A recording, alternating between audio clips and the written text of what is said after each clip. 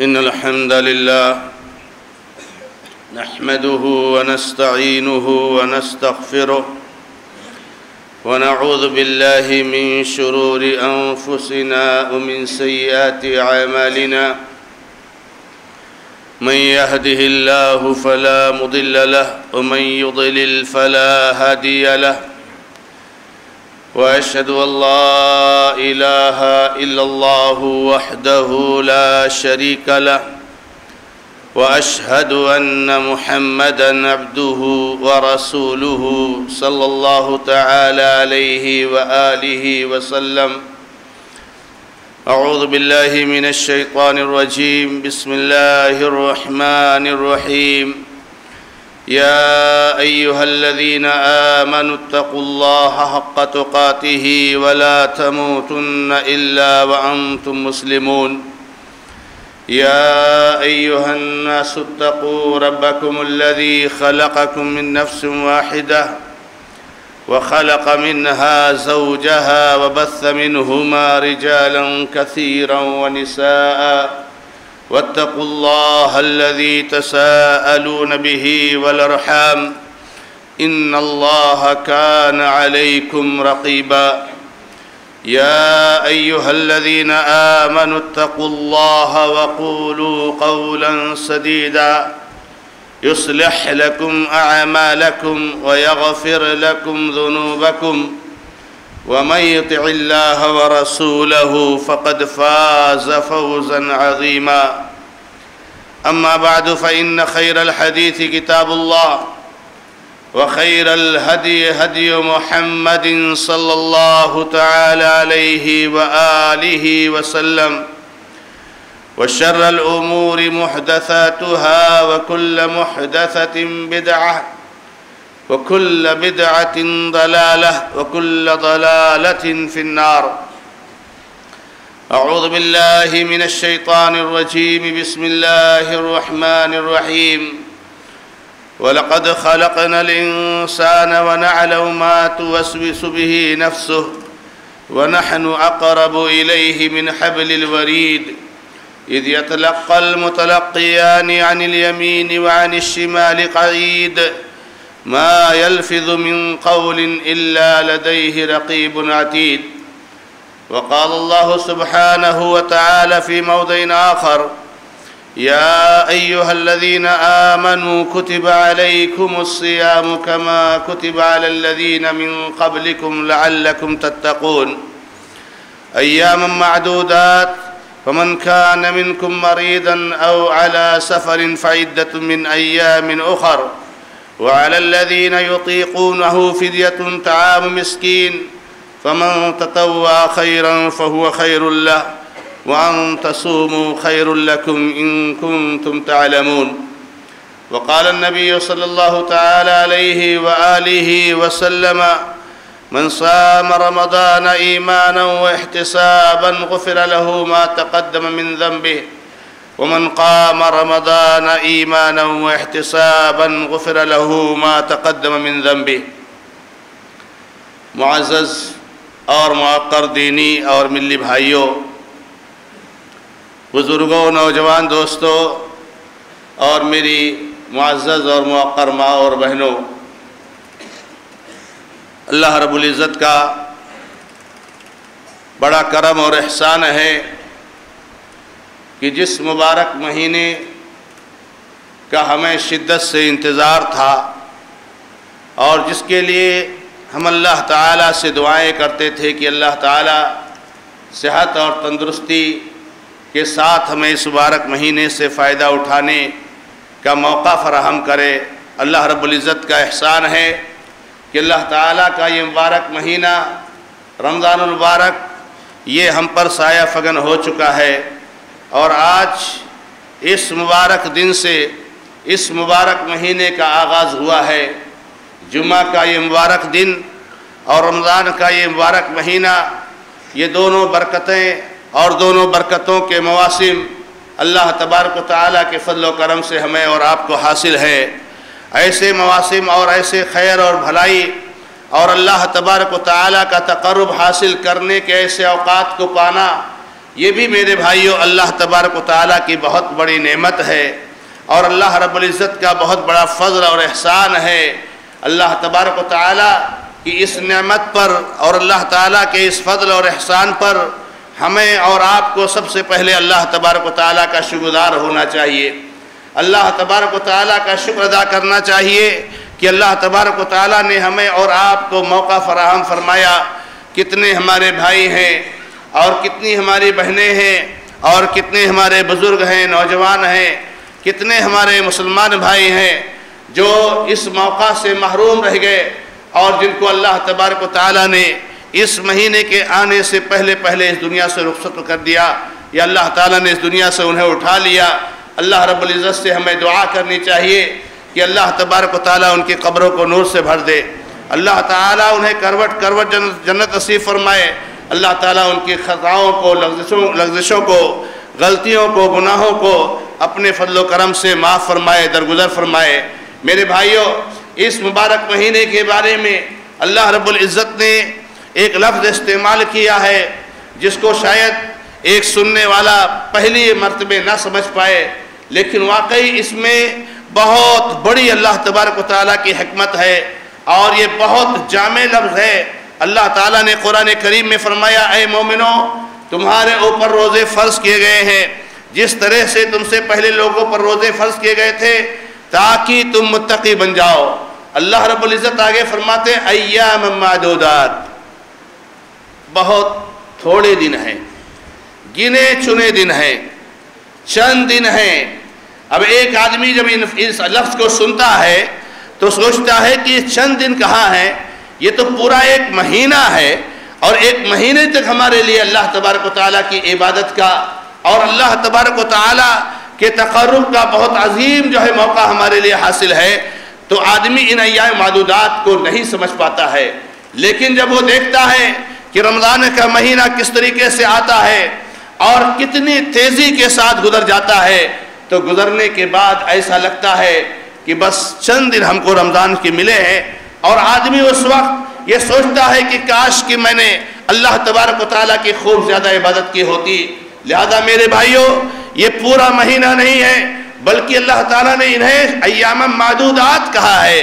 یہ چند دن ہیں، بہت تھوڑے دن ہیں، گنے چنے دن ہیں، یعنی اللہ تعالیٰ ہمیں اور آپ کو اس لفظ کے ذریعے سے ترغیب دلا رہے ہیں، ہمیں اور آپ کو ابھار رہے ہیں کہ مسلمانوں، یہ مبارک مہینہ آ گیا ہے، اب اس مہینے سے فائدہ حاصل کرنے میں کوتاہی نہیں ہونی چاہیے، اب اس مہینے سے فائدہ حاصل کرنے میں غفلت نہیں ہونی چاہیے، ورنہ یہ چند دن ہیں گزر جائیں گے اور صرف افسوس کرتے رہ جاؤ گے۔ لہذا اللہ تعالیٰ نے ہمیں اور آپ کو ہوشیار کیا ہے میرے بھائیوں۔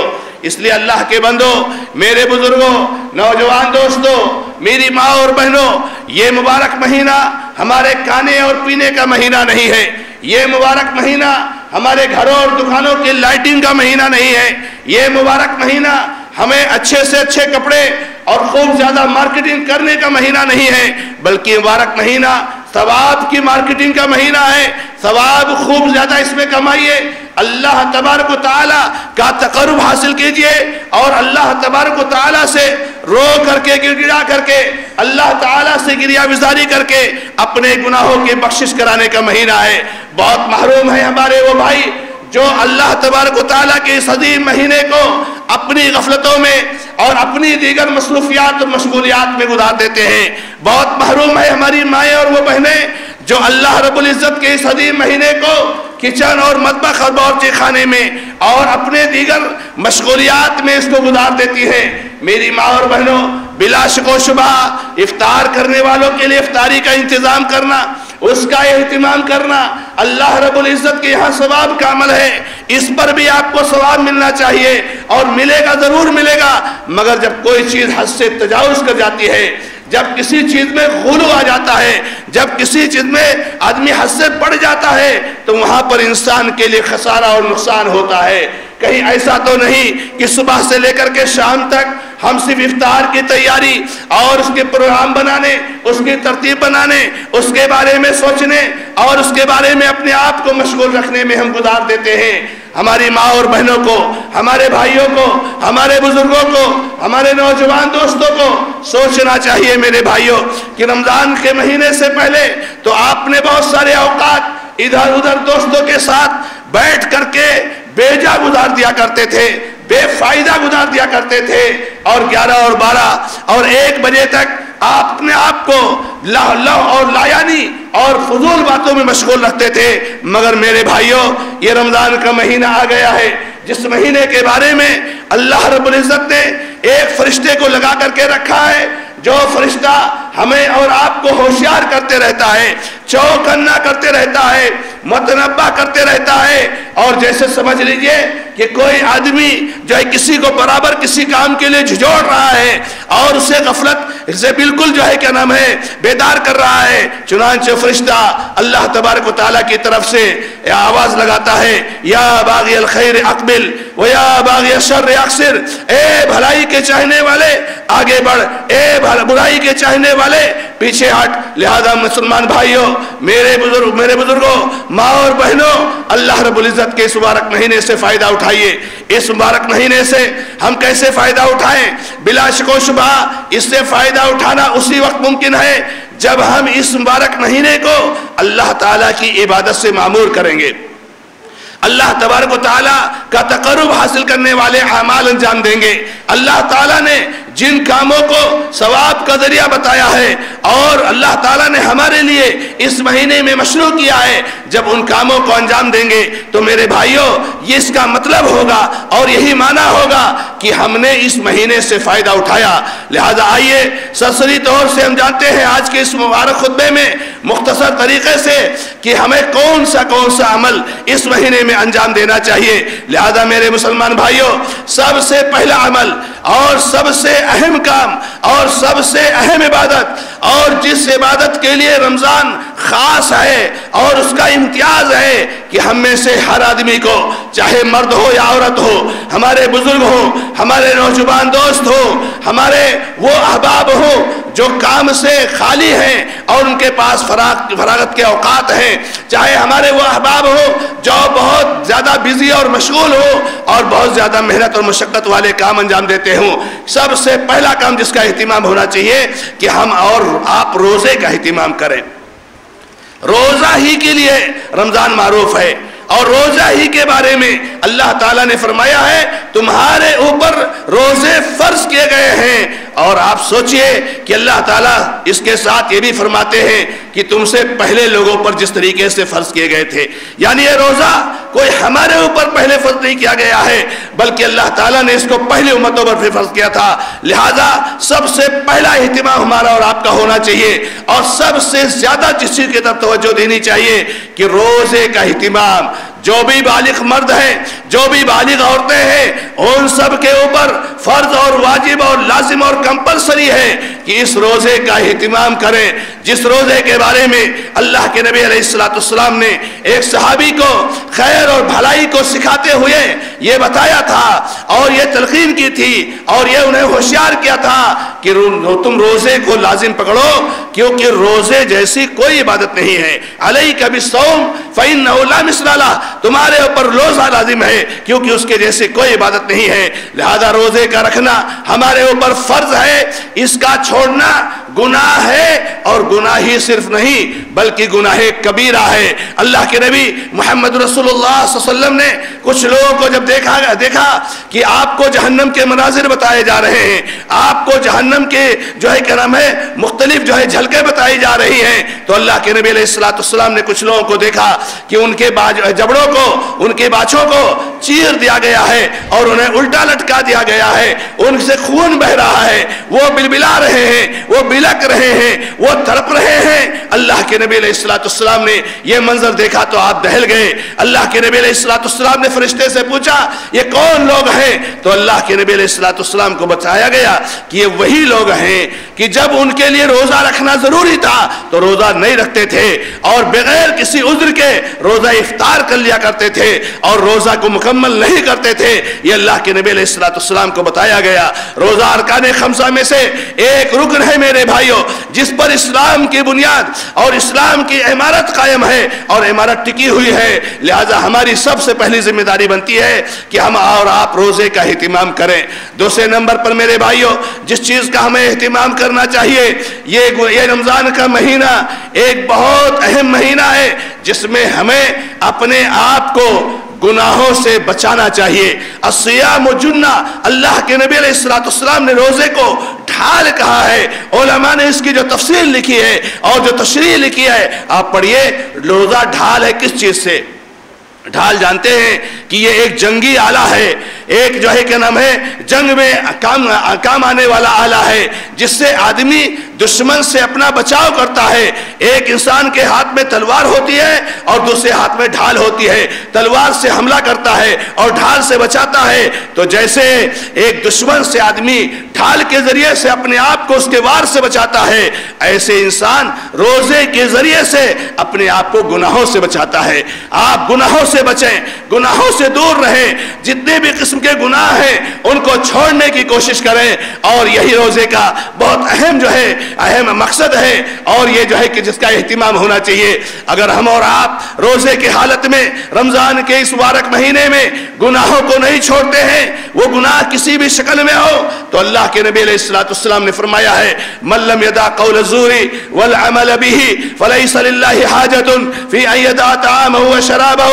اگر کوئی آدمی غلط بات بولنا اور غلط بات پر عمل کرنا نہیں چھوڑتا ہے تو اللہ تعالیٰ کو کوئی ضرورت نہیں ہے کہ وہ اپنا کھانا پانی چھوڑ دے، یعنی روزہ رکھے نہ رکھے اس کا سب برابر ہے۔ اور اللہ کے نبی علیہ السلام نے فرمایا، کم من صائم لیس له من صیامہ الا الجوع، کتنے ایسے روزے دار ہیں جن کو ان کے روزے سے کچھ بھی نہیں ملتا ہے سوائے بھوکا اور پیاسا رہنے کے۔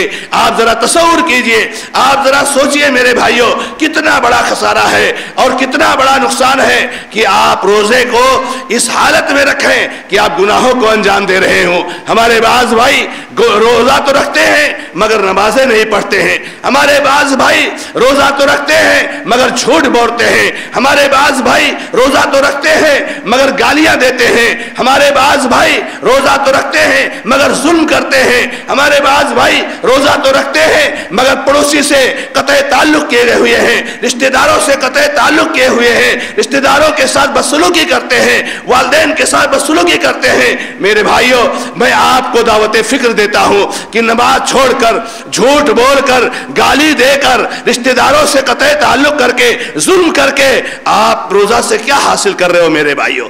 آپ اس بھوکے پیاسے رہنے سے کیا حاصل کرو گے میرے بھائیوں؟ لہٰذا اپنے آپ کو ہمیں سب سے پہلے نمبر پر گناہوں سے دور رکھنا چاہیے، اپنے روزے کو گناہوں سے محفوظ کرنا چاہیے۔ آپ یہ سمجھ لیجئے کہ گناہ روزے کے لیے زہر ہے، اس کو برباد کر دیتا ہے، اس کو ختم کر دیتا ہے، اس کے لیے کینسر ہے، اس کو ختم کر دیتا ہے، اس کا کوئی ثواب نہیں رہ جاتا ہے۔ لہٰذا ہمیں اور آپ کو اس کا اہتمام کرنا چاہیے۔ تیسری چیز میرے بھائیوں جس کا اہتمام ہونا چاہیے رمضان کے مہینے میں، جس کی بڑی تاکید آئی ہے، وہ ہے قیام رمضان۔ اللہ رب العزت نے ہمارے لیے ایک ایسی نماز مشروع کی ہے، اس کو مستحب اور افضل قرار دیا ہے، جس سے اللہ تبارک و تعالیٰ کا بہت بڑا تقرب حاصل ہوتا ہے۔ یہ قیام رمضان ہے، یہ نماز گرچہ سال بھر مشروع ہے، سال بھر پڑھی جاتی ہے، جس کو تہجد بھی کہا جاتا ہے، جس کو صلاۃ اللیل بھی کہا جاتا ہے، جس کو قیام اللیل بھی کہا جاتا ہے، اور رمضان کے مہینے میں قیام رمضان بھی کہا جاتا ہے۔ اور بعد کے لوگوں نے اور بعد کے ادوار میں اس نماز کے لیے تراویح کا لفظ استعمال کیا گیا۔ یہ ساری نمازیں ایک ہیں، اس کی بڑی فضیلت اور تاکید آئی ہے۔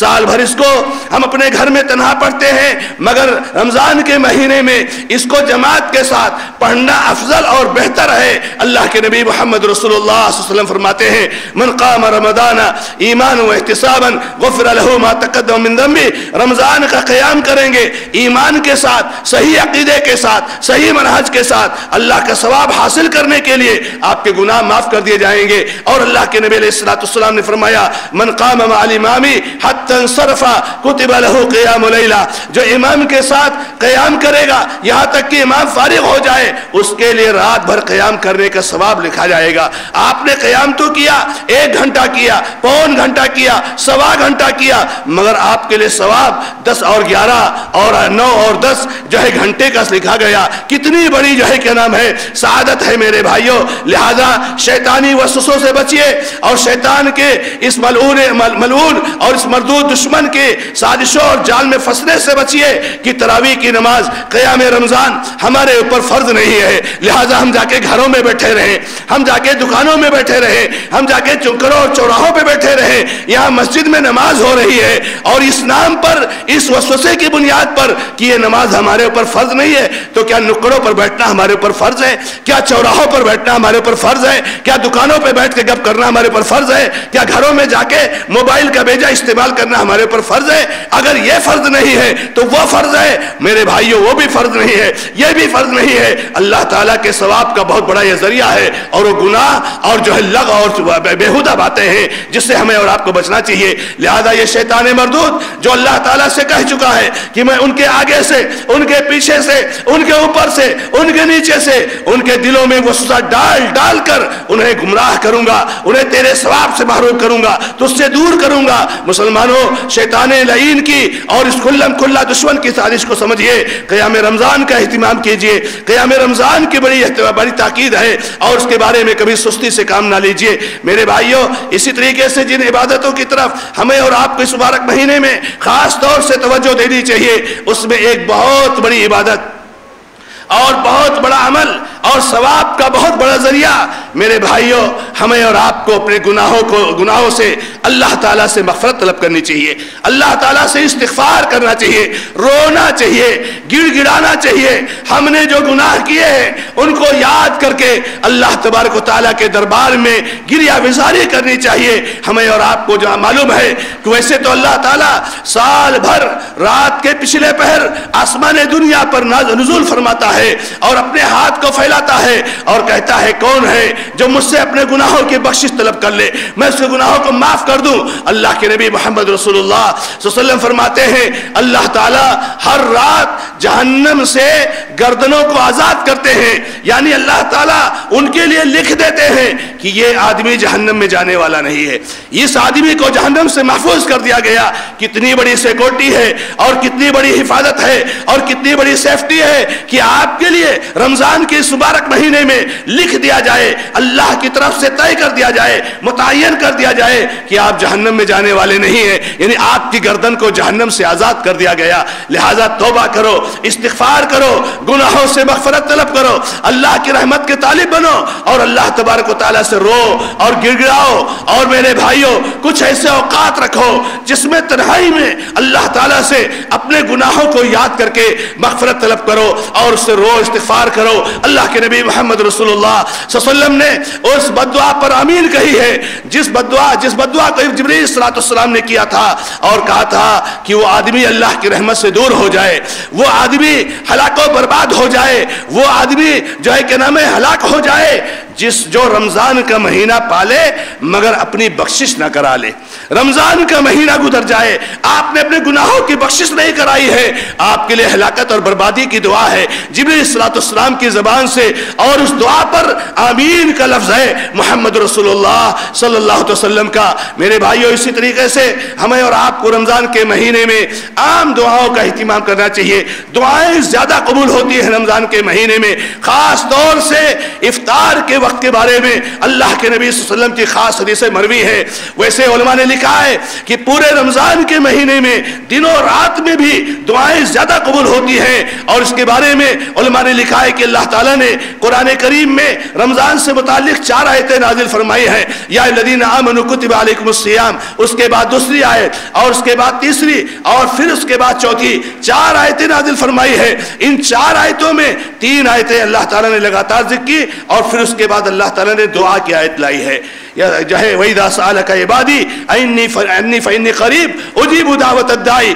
علماء نے لکھا کیا مصلحت ہے، کیا حکمت ہے کہ رمضان کی آیتوں کے بیچ میں دعا کی آیت کو اللہ نے رکھا ہے۔ علماء نے لکھا ہے کہ دعا کا بہت بڑا تعلق ہے رمضان کے مہینے سے۔ لہذا میرے بھائیوں، آج ہم کو، ہماری بیوی کو، ہماری اولاد کو، ہمارے گاؤں کو، ہماری ماں اور بہنوں کو، ہمارے بزرگوں کو، پوری امت کو ہماری دعاؤں کی سخت ضرورت ہے، اور ان سب سے زیادہ ہماری دعاؤں کی ضرورت ان مردوں کو ہے جو قبرستان میں لیٹے ہوئے ہیں۔ ان کے لیے خوب دعائیں کریں، اپنے لیے دعا کریں، اولاد کے لیے دعا کریں، پوری امت کے لیے دعا کریں۔ دعاؤں کا بہت اہتمام ہونا چاہیے۔ اللہ کے نبی علیہ السلام نے ایک صائم، ایک روزے دار کی دعا کو اس میں سے گنایا ہے جس کو اللہ تعالیٰ رد نہیں کرتا ہے، کہ روزے دار کی دعا کو بھی اللہ تعالیٰ جب افطار کے وقت خاص طور سے دعا کرتا ہے تو اللہ تعالیٰ رد نہیں کرتا ہے۔ اور آخری بات جو آج کے اس جمعہ کے خطبہ میں کہہ کر کے اپنی بات کو ختم کرنا چاہتا ہوں کہ میرے بھائیوں، اذکر نفسی وایاکم، سب سے پہلے میں اپنے آپ کی یاد دہانی کراتا ہوں اور آپ کی یاد دہانی کراتا ہوں۔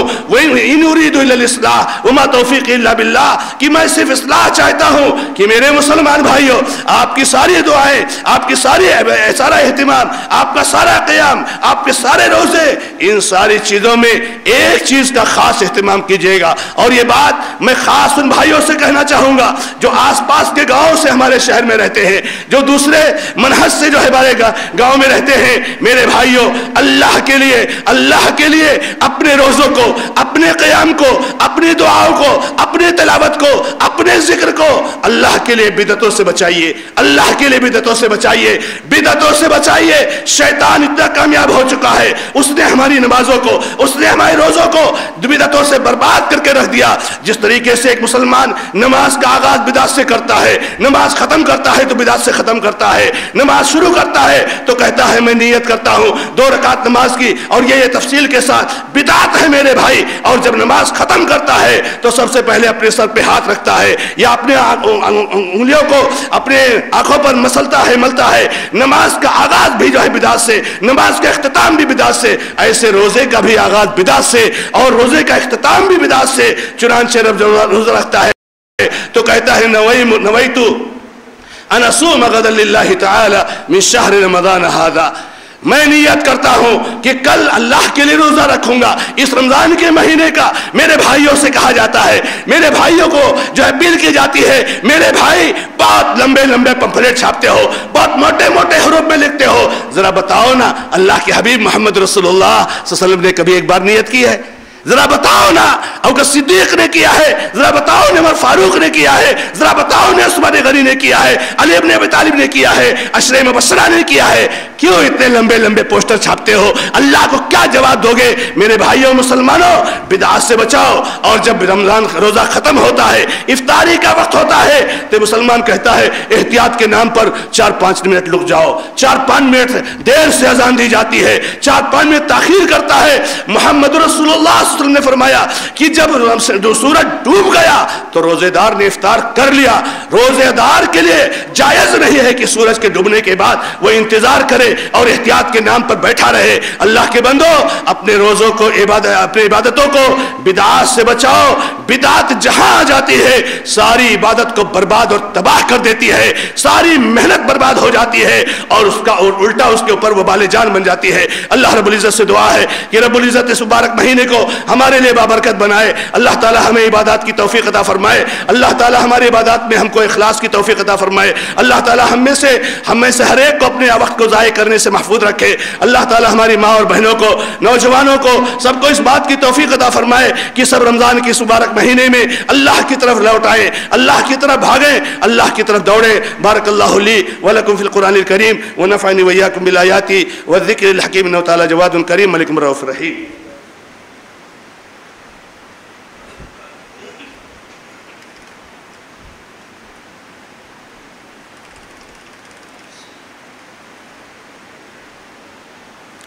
الحمد لله رب العالمين وأشهد أن لا إله إلا الله وحده لا شريك له وأشهد أن محمدا عبده ورسوله صلى الله تعالى عليه وآله وسلم۔ أعوذ بالله من الشيطان الرجيم، بسم الله الرحمن الرحيم۔ إن الله وملائكته يصلون على النبي يا أيها الذين آمنوا صلوا عليه وسلموا تسليما. اللهم صل على محمد وعلى آل محمد كما صليت على إبراهيم وعلى آل إبراهيم إنك حميد مجيد. اللهم بارك على محمد وعلى آل محمد كما باركت على إبراهيم وعلى آل إبراهيم إنك حميد مجيد. ربنا ظلمنا أنفسنا وإن لم تغفر لنا وترحمنا لنكونن من الخاسرين. ربنا ظلمنا أنفسنا وإن لم تغفر لنا وترحمنا لنكونن من الخاسرين. ربنا آتنا في الدنيا حسنة وفي الآخرة حسنة وقنا عذاب النار. ربنا اغفر لنا ولإخواننا الذين سبقونا بالإيمان ولا تجعل في قلوبنا غلا الذين آمنوا ربنا إنك رؤوف رحيم. ربنا لا تزغ قلوبنا بعد إذ هديتنا وهب لنا من لدنك رحمة إنك أنت الوهاب. ربنا آتنا من لدنك رحمة وهيئ لنا من أمرنا رشدا. اللهم اغفر لنا وللمؤمنين والمؤمنات والمسلمين والمسلمات. اللهم ألف بين قلوبهم وأصلح ذات بينهم وانصرهم على عدوك وعدوهم يا قوي يا عزيز يا ذا الجلال والإكرام. اللهم عليك بالظالمين الغاصبين. اللهم عليك بأعدائك وأعداء الدين. اللهم إنهم قد طغوا وبغوا وأفسدوا في الأرض بعد إصلاحها فعليك بهم يا ذا الجلال والإكرام. اللهم إنهم لا يجوزونك بشيء في الأرض ولا في السماء فعليك بهم يا ذا الجلال والإكرام. اللهم اشف مرضانا ومرضى المسلمين. اللهم اشف مرضانا ومرضى المسلمين. اللهم اشف مرضانا ومرضى المسلمين. اللهم اخذ الدين عن المدينين. اللهم اخذ الدين عن المدينين. اللهم ارحم موتانا وموتى المسلمين. اللهم ارحم موتانا وموتى المسلمين. أقول قولي هذا وأستغفر الله لي ولكم ولسائر المسلمين فاستغفروه إنه الغفور الرحيم. الحمد لله رب العالمين.